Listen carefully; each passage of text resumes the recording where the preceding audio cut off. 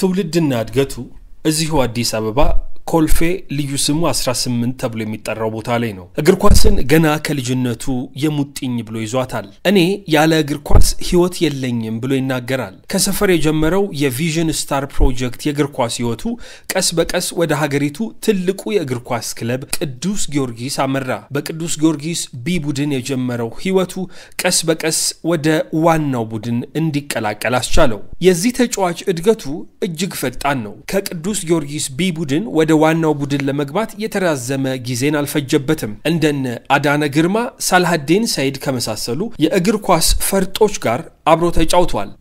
እንዲህ ያለ ያደገው ህይወቱ ለኢትዮጵያ ብሔራዊ ቡድንም ጥሪ እንዲደርሰው አስችሎታል። አቡበከር ሳኒ ዛሬ የኢድ አልፈጥር ልዩ እንግዳችን ነው። በአሁኑ ሰዓት ከኢትዮጵያ መድን እግር ኳስ ክለብ ጋር ሆኖ በሊጉ የመሪነት ስፍራ ላይ የተቀመጠው ፈጣኑ የመስመር አጥቂ ስለ ልጅነቱ፣ ስለ ቤተሰቦቹ፣ ስለ እግር ኳስ ህይወቱ የማያጫውተን ነገር የለም። ደግሞ ፈጣን ትኩስ ኩዊክ ፋየር በሆኑ ጥያቄዎች ፈገግ ያስባለ ሚስጥሩን ሁሉ ይዘረግፍልናል። በእስልምና ሁለት በዓላቶች አሉ። ሁለቱም በዓላቶች ልዩ ናቸው ለኔ። ረመዳንም ኢድ አልአድሃም ለኔ ትልቅ ናቸው። አቡበከር ሳኒ የምትወደው ምግብ? ሽሮ በባል ሽሮ መጥራት ይከብዳል። ከባድ ነው እውነት። እግር ኳስ ተጫዋች ባትሆን ምን ትሆን ነበር? አስቤበት አላቅ። የምትወደው የትምህርት አይነት ምን ነበር? ተማሪ ስፖርት። የኔ ምርጡ ተጫዋች የምትለው? ከባድ ጥያቄ። ዘናጭ ፋሽን ተከታዩ ሳላዲን በርጌቾ ምንም ጥያቄ የሌለው። ቅዱስ ጊዮርጊስ ስትጫወት ሁሉ ጊዜም ለእያንዳንዱ ጨዋታ ትኩረት ታደርጋለህ። በተለይ ደግሞ ሸገር ደርቢ ምንም ጥያቄ የለውም። በተቃራኒ ሆነ ከገጠምካቸው ተከላካዮች በጣም የከበደ ፈታኙ? መቼም በማታተም በምንም መቼስ ኢትዮጵያዊ ጀርመናዊ በሚለው ቅላትም ከነሱ ጋር ይቀርባል። አቡበከር ወደ አበበ በምን በኩል እንደተጠቃራቱ በባህር ተከበህ ደሴት ላይ ብትሆን ለብቻ አንድ የምትመርጠው ሰው እዚህ ያለ መቆየት የዋላይ ፈተና ተወኝ ሰምጬ እንዳይሆን ግን። የተከበራችሁ የዩቲዩብ ቤተሰቦች ከአቡበከር ሳኒ ጋር የነበረን ቆይታ ከጥቂት ወራቶች በፊት የተደረገ ቢሆንም አሁንም ግን እንደ ወይን እየጣፈጠ መደመጥ የሚችል ነው። በቅድሚያ ሰብስክራይብ ማድረግ እንዳይረሳ፣ ላይክ እና ሼር ማድረጋችሁም እንደዚሁ። በቀጥታ ወደ ዝግጅቱ። የዛሬ የበዓል እንግዳችን አቡበከር ሳኒ ይባላል። አቡበከር ሳኒ በኢትዮጵያ ብሔራዊ ቡድን ጭምር ተጫውቶ ያለፈ የቀድሞ የቅዱስ ጊዮርጊስ እግር ኳስ ክለብ ተጫዋች፣ አሁን በኢትዮጵያ መድን እግር ኳስን በፕሪሚየር ሊጉ እየተጫወተ የሚገኝ ሰው ነው። ከርሱ ጋር የበዓል ቆይታ እናደርጋለን። አቡበከር እንኳን አደረሰ። እንኳን አብሮ አደረሰ። ዛሬ በዓል ላይ ነው ያለነው። ለአድማጮቻችን የእንኳን አደረሳችሁ መልእክትን አድርስልን እስቲ። እሺ፣ አመሰግናለሁ። ለመላው የእስልምና እምነት ተከታይ እንኳን አደረሳችሁ ለማለት እወዳለሁ። አይን ለመግለጥ እንዲሆን አቡበከር ማን ነው ከሚለው እስቲ እንጀምር። አቡበከር ሳኒ እግር ኳስ ተጫዋች ነው፣ ግን ሌላ እኛም ማናቀውን እስቲ አቡበከር ሳኒን አስተዋውቀን። ከልጅነት የጀመረው ነው ኳስ ላይ ያለውትና ምንም ብዙ የተለየ ነገር የለኝም ከእግር ኳስ ውጪና ህይወቴ በአጠቃላይ የእግር ኳስ ነው። አሁን ፈጣን ጥያቄዎችን ፈጠን እያረኩ ጠይቃለሁ። አንተም ፈጠን እያልክ ማሰቢያ ጊዜ ሳትሰጠኝ ትመልስልኛለህ። እሺ። እግር ኳስ ተጫዋች ባትሆን ምን ትሆን ነበር? አስቤበት አላቅ። ብዙ ጊዜ ተጠይቄያለሁ። አስቤውም አላቅም ከእግር ኳስ ውጪ ህይወቴን አስቤው ስለማላቅ። ስለዚህ እኔ ህይወቴ በቃ እግር ኳስ ነው። እውነት ነው። ካሰለጠኑ ሰዎች ውስጥ በጣም ያስደነቀ አሰልጣኝ? የቢ ቡድን አሰልጣኛችን በላቸው ኪዳኔ። ቢያሰለጥነኝ ብለህ የምትመኘው ሰው? አንድ ከኢትዮጵያ አንድ ደግሞ ከውጪ። አሁን ያለውበት ቲም ላይ ያሰለጠነኝ ያለው አሰልጣኝ ገብረመድህን ነበረ። ያው እየሰለጠንኩ ነው። ከውጪ ጋርዲዮላ። አብረው ከተጫወትካቸው ተጫዋቾች ውስጥ የኔ ምርጡ ተጫዋች የምትለው? ከባድ ጥያቄ። ይሄ ለመፍጠን የማይሆን ጥያቄ አደረከው። ማሰቢያ ጊዜ ወሰድሽ። ከትላልቅ ተጫዋቾች ጋር ተጫውተ ይሄ ብለህ እንትን የምትለው የለምና ሁልጊዜ የሚያስገርመኝ ግን ደጉ ነው። እውነት ለመናገር ደጉ ደበበ በጣም የሚያስገርመኝ ተጫዋች ነው። አብሬው ብጫወት ብለህ የምትመኘው? አንድ ከኢትዮጵያ አንድ ደግሞ ከውጪ። አብሬው ብጫወት ብዬ ማሰበው ታፈሰ ሰለሞንን ነው። በጣም የሚያስገርም ኳሊቲ ያለውና ከሱ ጋር ብጫወት ደስ ይለኛል። ከውጪ ማን ትመኛለህ? ከሱ ጋር አንድ ሜዳ ላይ ብገባ ብለህ? ማንንም ሰው የሚስማማ ነው። ከሜሲ ጋር ነው። ምን ጥያቄ አለ? የሊዮኔል ሜሲ አድናቂ ነህ ማለት ነው? ምንም ጥያቄ የለም። ከኢትዮጵያ ውጪ የምትደግፈው ብሔራዊ ቡድን? ናሽናል ቲም ላይ ጀርመን ኢትዮጵያዊ ጀርመናዊ በሚለው ቅላተም ከነሱ ጋር ይቀርባል። የገጠምከው ከባድ ቡድን ብዙም ባልጫወት ያው ኢንተርናሽናል ጨዋታ ላይ ከሰንዳውስ ጋር የነበረው ጨዋታ በጣም ማለት በቃ ራሳችን እንድናይ ያደረገ ጨዋታ ነበርና ደስ የሚል ጨዋታ ነበር እሱ ማሜሎዲ ሰንዳውስ። መልበሻ ክፍል ውስጥ በጣም አስቀኙ ተጫዋች አንተ አብረህ ከነበርካቸው ብዙ አሉ። ያው ማህሪ በጣም ያዝናናን ነበር በወቅቱ ዛጊዮርጊስ። በቃ ከሁሉም ጋር ያለው መግባባትም ደስ ይላልና ያዝናናን ነበር። አብረህ ከተጫወትካቸው ተጫዋቾች ውስጥ ጨፋሪው ማን ነው? አድማቂ ያው እንደነገርኩ ነው። ማህሪ ከዜጋ ጋም ዜጋ ነው፣ ከአበሻ ጋም አበሻ ነው እና ደስ የሚል ቀረቤት አለውና እሱ ያዝናናናል። ትሬኒንግ ሲያልቅ ምናምን ያስጨፍራል። በዛ አልተለመደም ቲሙ ላይ እንደዚህ አይነት ነገር አልተለመደም። አሁን ላይ አብዲሳ ጀማል በረምብ አድርጎ አድማቂ እውነት። አብረህ ከተጫወትካቸው ተጫዋቾች ውስጥ ዘናጭ ፋሽን ተከታዩ ሰላዲን በርጌቾ ምንም ጥያቄ የሌለው ቂቅ ያለ ነው አንዴ ምንም ጥያቄ የለው። እሺ አለባበሱ ደግሞ የማያምረው በማሊያ ነው በልብስ ነው? አለባበስ ያ ብዙ የማግኘት ፕሮባቢሊቲ የለንም ነበርና እንደዚህ ውጪ ላይ ብዙ እንትን ማለት ነገር የለውምና ያው ሁሉም ደግሞ ለራሱ ዘናጭ ነው። ሞር ባልከኝ ነው። በባህር ተከበህ ደሴት ላይ ብትሆን ለብቻ አንድ የምትመርጠው ሰው እዚህ ያለ መቆየት የዋላይ ፈተና ተወኝ ሰምጬ እንዳይሆን ግን በጣም እኔ ውሃ አካባቢ ላይ በጣም ከባድ ነውና አረ እንድንድን እኔ ብቻ የለው ያ ሰውም እንዲድን እንደዛም ይሻል ይመስለኛል። ምናልባት በዋናም ተሸክሞ ይዋኘም ያስወጣ ሊሆን ይችላል ወይ ደግሞ እንዳያዳብር ብቻህን እዛ ደሴት ላይ እንዳትሆን የምትመርጠው አንድ ሰው ያው እንደዚህ ተከበ መውጣት አይከብድም። እንደሱ ስለሚከብድ ያው ምን ሰምጥ ነው ይመስለኝና እንትረፍ በብዛት ሰው ያላወቀው ግን በብቃቱ ብዙ አሰልጣኞች የሚያደንቁት ብዙ የማይወራለት ተጫዋች ከባድ ነው። ይሄ ጥያቄ ከባድ ማለት ተጫዋቾች በአሰልጣኝ በተለይ ደግሞ እንደዚህ ተጫዋቾች ማናያቸው ተጫዋቾች በአሰልጣኝ በጣም ጥቅማቸው የሚገቡ ተጫዋቾች አሉና እንደዚህ ለማለትም ይከብዳል። አንዴ ውበቱ አባተን እንደዚህ በየስጠይቀው በብዛት ብዙዎች አያውቁለትም ብቃቱን ግን አማኑኤል ዮሐንስ በጣም አንደርሬትድ ነው ብዙ አልተወራለትም እንጂ በጣም ምርጥ ተጫዋች ነው ይሉታል። እንደዚህ አይነት ተጫዋቾች አሉ በቡድን ውስጥ ልብ የምትሆኑ ስራቸው በብዛት የማይታይ ግን ቁልፍ ሚና ያላቸው። በየቲሙ አይጠፋም። በየቲሙ ሁሉ ጊዜም በዛ ተመራጭ የሚሆኑ ጌሞች ላይና በየቲሙም ስለማይጠፋ ያው እንደዛ ይሁንልኝ። እሺ የምትወደው ምግብ? ሽሮ ይያል በባል ሽሮ መጥራት ይከብዳል። ከባድ ነው እውነት። ሽሮ ይሁንልኝ። የምትጠላው ምግብ ማትወደው? ከምግብ ማልወደው አለ ምናልባት አሰራሩ ሊሆን ይችላል እንጂ ማልወደው አለ ብዬ አላስብም። በብዛት እግር ኳስ ተጫዋቾች ፓስታ ይሰለቻቸዋል። ፓስታ ይሉኛል። አረ በላው ማለት የስፖርተኛ ምግብ ሲባል አብዛኛው ሰው የሚያስበው ፓስታ ነውና ፓስታ መኮሮኒ ምናምን ፓስታ ደግሞ በተለይ በቃ ሰው አፍም አለ መሰለኝ በጣም ካሰለጠኑ አሰልጣኞች በጣም አስፈሪ ቁጡ የሚባለው ሰው ያው ማርቲኖይ ነበር በወቅቱ። እኔ በጣም በቃ ማለት ያለው ግሬስ ትንሽ ከበድኝ ነበርና ማርቲኖይ ምንም ጥያቄ የለም። ወደ ትምህርት ቤት ስቲል መልሰ የምትወደው የትምህርት አይነት ምን ነበር? ተማሪ ስፖርት በጣም ጎበዝ ተማሪ ነበርኩኝ ስፖርት ላይ ማለት ነውና ስፖርት በቃ የሚችለኝ የለም። አብረህ ከተጫወትካቸው ተጫዋቾች ውስጥ እግር ኳሱ በጣም ያስደነቀ በተለይ በቴክኒክ ችሎታው እኛ ቢ ላይ በነበርን ሰዓት ነውና ኪሩቤል የሚባል ተጫዋች ነበርና በጣም ማለት በትልቅ ደረጃ ማያቸውን ትሪኮች ነበር ሲያደርግ ያየሁትና በጣም ያስገርመኝ ነበር። ትሬኒንግ ሁሉ ጨበለውጭ ያደርጋል አዴ ምንም ይገረማል በእርግጠኝነት አሁን እንትን ሲል አብዶ ፔዳላዳ ምንለው በቃ እሱ በጣም አብረህ ከተጫወትካቸው ተጫዋቾች ውስጥ ወደፊት አሰልጣኝ መሆን አቅም አለው ብለህ የምታስበው? ካዩዋቸው ምን ተስኖት ጥሩ አረዳዳለው ኳስ ላይ አሁን አሰልጣኝ ቢሆን ብዬ የምመኘው ጀማል አሁን በረኛ ስለሆነ ሰው ምናልባት እንትን ሊል ይችላል እንጂ በጣም የኳስ አረዳዱ በጣም የሚገርም ነው።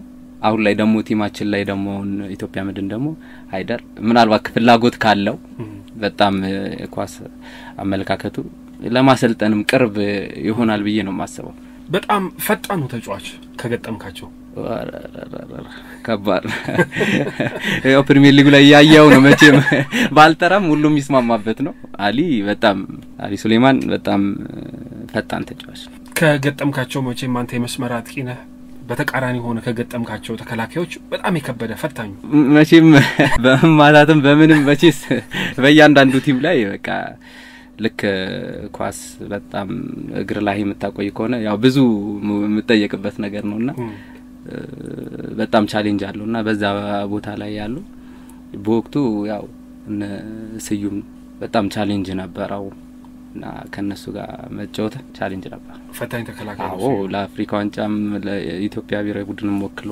ደደቢትም ይያለ ከባድ ነበር ወደ ግል ህይወት ልምጣ ፈጣን ጥያቄዎቹን ሳልጨርስ ለራስህ ስታበስላለህ አዎ ማለት አንደኛም ቤተሰባችን አራት ነን ወንድሞቼ አራት ነን ከኔ ጭምር ወንድ ስትሆን ደግሞ ግዴታ ነው ያው በፈረቃ ነበር ምን ሰራው የሥራ የምትደግፈው የውጪ ክለብ ማን ነው ሰው ሊገረም ይችላል ግን ያው በፋዘር ኢንፍሉዌንስ ነው በርግጥ ያው ቤት ምናየው የቼልሲን ስለሆነ በልጅነትህ ደግሞ ሲሆን በቃ የቼልሲ ኳስ ነው ማለት አባቴ ቼልሲን ይከታተሉ ነበር አዎ የቼልሲ ደጋፊ ነው ወደ እግር ኳሱ እንዴት ገባ የእግር ኳስ አጀማመሬ በትምህርት ቤት ነውና ትምህርት ቤት ላይ መሐመድ ሱልጣን የሚባል አሰልጣኝ ነበርኛ ከታዳጊ ጀምሮ ፕሮጀክት ላይ ያሰራን በሱ አማካኝነት ትምህርት ቤት ላይ ስንጫወት ያይና ለምን ቡድን አናቋቁም የሚል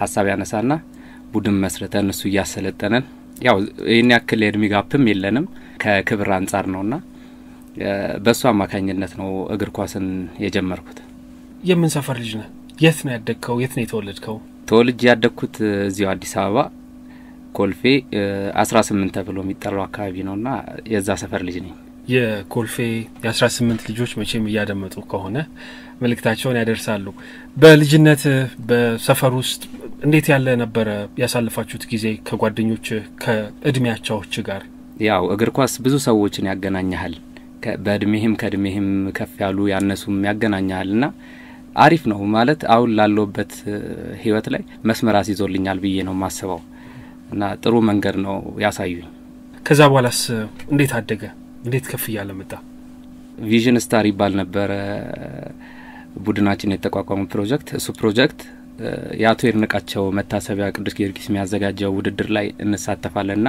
እዛ ውድድር ላይ ተጫዋቾችን ለመመልመል ነው ዋናው አላማው የውድድሩና እዛ ላይ ነው ለቅዱስ ጊዮርጊስ ከ17 አመት በታች የታየውትኝ በአሰልጣኝ በላቸው ኪዳኔ አማካኝነት የቢ ቡድን እንድቀላቀል ጥሪ ቀርቦልኛል ከዛ በኋላስ የቤተሰብ ምላሽ ምንድን ነበር አንተስ ምን ተሰማህ ይዛኔ ያው እግር ኳስ አብዛኛው ሰው ይወደዋልና ብዙ ሰው ነው የሚሞክረው ከውድድር ላይም ቢወስደን በጣም ማለት በጣም ብዙ ሰው ነው የሚሞክረው ከአንድ ሺህ በላይ ይሆናል በዛ ሰዓት ተስፋ የሚያስቆርጥ ከዚህ ስር ያዛለው የሚያስብል አይነት ነገር ነበርውና ያ ነገር ይሳካል ብለህ አታስብም ቤተሰብ ደግሞ ትምህርት ላይ ነው እንድታተኩር የሚፈልገውና ያንን ቻሌንጅ አልፎ ከዛ የቢ ቡድኑን እንድቀላቀል ችያለሁ ቤተሰብ በኩል እንደው እግር ኳስ ለመቀጠል እግር ኳስን ለመግፋት ስታስብ የከለከለ ሃይ ደብተረን ያዝ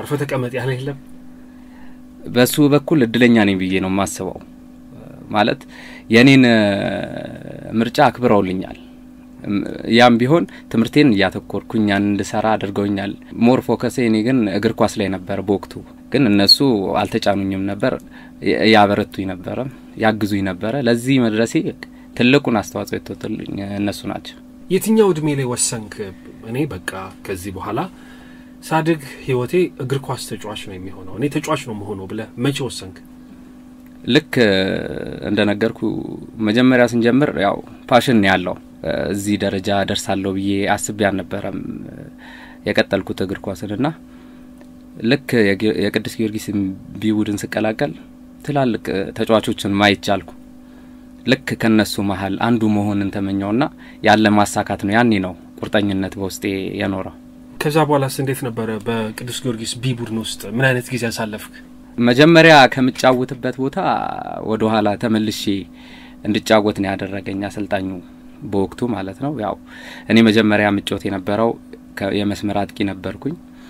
ከዛ በኋላ አሰልጣኙ ደግሞ ተከላካይ የቀኝ ተከላካይ አድርጎኝ ነበርና የመስመር ተከላካይ ቻሌንጅ አለው። ምክንያቱም ያው እንደዚህ እንደምታስበው አይደለም፣ ዲሲፕሊኖች አሉ፣ ታክቲካል አንደርስታንዲንግም አለና ከሱ አንፃር ትንሽ ቻሌንጅ ነበረው። እነማን አብረው ነበሩ በጊዜው ከቅዱስ ጊዮርጊስ ቢ ቡድን ውስጥ ተቀላቅለ ለምምድ በዛ መስራት ስትጀምር የምታስታውሳቸው እነማን ነበሩ አብረው? አሁን ላይም ፕሪሚየር ሊግ ያለ ፍቃዱ ደነቀ አለ፣ ባህሩ አሁንም የቅዱስ ጊዮርጊስ ግብ ጠባቂ ነውና እኩል ነው የገባ ነውና ባህሩ ነጋሽም አለ። በአብዛኛው አሪፍ ላይ ነበረ ተጫዋቹ አሪፍ ላይ ነበረ። ከዛው ክለብ የሚቀጥላል ከዛው ክለብ ደግሞ ወጥቶ ራሱን ለማሳየት የሚሞክራልና ከዛም ደግሞ ከኳስም ይወጣልና ብዙ ነው እግር ኳስ ላይ ያሳለፈው። መቼም እዚህ አዲስ አበባ ተወልዳ አድገህ ከሁለቱ የሸገር ክለቦች አንዱን መደገፍ አይቀርም። የ17 አመት በታች የጊዮርጊስ ቡድን ውስጥ የምትቀላቀል ግን የልጅነት ክለብ ነበር ስትደግፈው ነበር ጊዮርጊስን ወይስ ወደ ቡና ታዘውትር ነበር? በድጋፍ ረገድ ላይ አልነበርኩበትም እውነት ለመናገር። ይሄን ያክል ለኳሱ ቀርቤ መመልከት እንኳን የጀመርኩትኝ የኢትዮጵያ ናሽናል ቲም ሲያልፍ ነው ለአፍሪካ ዋንጫ ማለት ነውና ይሄን ያክል ለድጋፍ እንትን አላልኩም ነበርና በወቅቱ ያው ቅዱስ ጊዮርጊስን ከገባህ በልጅነትህ ካያው የቅዱስ ጊዮርጊስን ምንነትን ምትላበሳለህና በእንደዛ ነው እንጂ ድጋፉ ላይ አልነበርኩበት። ፈጣን ነበር እድገት ወደ ቢ ቡድን ከገባ በኋላ ወደ ዋናው ቡድንም ተቀላቅለ ራስን ለማሳየት በቅዱስ ጊዮርጊስ ቡድን ውስጥም ለመጫወት በቅታል። እሱን እድገት አጫውተኝ እንዴት ያለ ነበር? ልክ እዛ ከገባው በኋላ ያሰልጣኙ እምነት በጣም የበላቸው ለዚህ ደረጃ እንድደርስ አድርጎኛል። በዚህ መሃል የታዳጊ መጀመሪያ ደረጃ የነበረው ቪዥን ስታር የነበረው ሰዓት የነበረው አሰልጣኛችን መሐመድ ሱልጣን እያንዳንዱ ስቴፕን ይከታተል ነበር። ምን ማድረግ እንዳለብኝ በብዙ ነገር ላይ ጋይድ ያደርገኝ ነበርና እሱ ነገር በጣም ጠቅሞኛል። በእድገቴ ላይ ደግሞ ተጫዋቾችን በጣም ትልቅ አስተዋጽኦ አድርገውልኛል። ምን እንደሚገጥመኝ ምን ማድረግ እንዳለብኝ መንገዶችን አሳይተውኛልና አመሰግናቸዋለሁ። ትልልቅ ተጫዋቾች ነበሩ አንተ በነበርክበት ሰዓት በቅዱስ ጊዮርጊስ። እነዚያን ተጫዋቾች ማየት አላስፈራም አላሸበረህም ነበር? ከነዚህ ጋር ነው የምትጫወተው ብለህ እንደው በረክረክ አላልክም? ከፍራቻ አንፃር ሳይሆን ከሪስፔክት አንፃር ያው የሚገባም ነው። አብዛኞቹ ተጫዋቾች በሙሉ ማለት ይቻላል እግር ኳስ ላይ ለአገሪቱ እግር ኳስ ላይ ትልቅ ፋይዳ ያላቸው ተጫዋቾች ናቸውና መሆኑም የግድ ነው። እንደዛ ብዬ ነው ማሰባው። ምን አይነት ትምህርቶችን ወሰድክ? ለምሳሌ እንደና ዳና ግርማ፣ ሳላዲንና ሌሎችም አንተ ወደ ዋናው ቡድን ስትቀላቀል በዋናው ቡድን ውስጥ በደንብ ስማቸውን ገንብተው በኢትዮጵያ እግር ኳስም የሚታወቁ ተጫዋቾች ነበሩ። እነማን ምን አይነት ነገሮችን አሳዩ? ከነማን ምን ወሰድክ? ምን ተማርክ? ከኔ ጋር የተጫወቱት በአጠቃላይ ያው በልምድም ከመጫወትም አንፃር ካላቸው አቅምም አንፃር በጣም ትልቅ ነውና እያንዳንዱ ንግግራቸው እግር ኳስ ላይ ለውጥ የሚያመጣ ነው። በኔ ህይወት ላይም ለውጥ የሚያመጣ ነውና በጥሩ መንገድ ጋይድ አድርገውኛል። ምን ማድረግ እንዳለብኝ አቅሜን በምን ሰዓት ተጠቅሜ መጫወት እንዳለብኝ አይምሮዬን ከኮሙኒኬሽን በእያንዳንዱ ነገር ላይ ረድተውኛልና ደስ የሚል ጊዜ ነበር። የመጀመሪያ የጊዮርጊስ የዋናው ቡድን ግጥሚያን ታስታውሳለህ? ከማን ጋር ነበር የተጫወታችሁት አንተ የተሰለፍክበት? አስታውሳለሁ። ከአርባ ምንጭ ላይ ነው የተጫወትኩትና ተቀይሬ ገብቼ ነበር በዛ ጨዋታ። ለኔ በጣም ትልቅ ስሜት አለው ያ ጨዋታ። መቼም የማይረሳኝ ጨዋታ ነው። የመጀመሪያ የፕሪሚየር ሊግ ጨዋታ ነውና ትልቅ ስሜት አለው። የመጀመሪያ ጎልህንስ? በሲቲ ካፕ ነው የመጀመሪያ ጎሌን ያስቆጠርኩት የኢትዮጵያ ኤሌክትሪክ ላይ ማለት ነው። እሱ ላይ ነበር ያስቆጠርኩት። በጨዋታ 2 ጎሎች ነው ማስቆጠር የቻልኩት። በቅዱስ ጊዮርጊስ ቤት ሳለ እንደውም እንደና ዳነ ግርማ ያሉ ትልቅ ተጫዋቾች ቅጽል ስም ሁሉ አውጥተውልህ ነበር ይባላል። ማን ነበር? እንዲቀራረብ ከማለት ይሁን ከምን ይሁን እኔ እንጃ አላወኩትም። እኔ ራሱ ተጫዋቾች ሲሉኝ ነው የሰማሁትና አቡበከር ወደ አበበ በምን በኩል እንደተጠጋራቱ ያው አንዳንድ ጊዜ ተጫዋች ለመጥራት ጊዜ በቃ ስትጣደፍ በማንኛውም ነገር ልትጣራ ትችላለና በእንደዛ ነው ያን ነገር ዝም ብሎ ለጨዋታ በሚል እንትን አለ። አዳና አበበ ይል ነበር። አዎ ስለ ሸገር ደርቢ እስቲ አስታውሰኝ። ትልቁ መቼም የቅዱስ ጊዮርጊስ ተጫዋቾች አመቱ ሙሉ የሚጠብቁት ትልቁ የደርቢ ፉክክር ያለበት ጨዋታ ነው።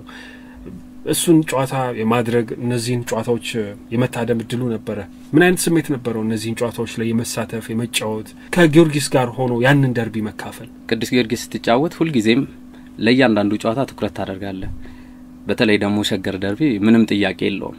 በሀገሪቷ ላይ በከተማው ላይ በደጋፊዎች ዘንድ የሚጠበቅ ጨዋታ ነው። ሁሉ ጊዜም ያን ጨዋታ በበላይነት ለመወጣት ነው የምትገባውና ያለው ድባብ ለመጀመሪያ ጊዜ ያንን ጨዋታ ሳደርግ ያለው ድባብ በቃ ልዩ ነው። በሁለቱም በኩል የነበረው ድጋፍ ያለው ነገር ጨዋታው መንፈሱ አልሸነፍ ባይነቱ በጣም ደስ የሚል ነበርና ማይረሳ ጨዋታ ነው። ቤተሰብ መሃል ኢትዮጵያ ቡናን የሚደግፍ ነበር አንተ ጊዮርጊስ እየተጫወትክ? እኔ በግልጽ ለኔ ብለውኝ አያውቁም። ምናልባት ሊደግፉ ይችላሉ አላቅም፣ ግን ሁሉ ጊዜም እኔ እስካለው ድረስ እኔ የኔ ደጋፊ ናቸው ማለት ይቀላል። ጊዮርጊስ ቤት እያለ የብሔራዊ ቡድን ጥሪም ደርሶ ነበር። ለብሔራዊ ቡድን ሀገርን የመወከል ኢትዮጵያን የማገልገል እድሉ ገጥሟል። እስቲ ስለሱ አጫውተኝ።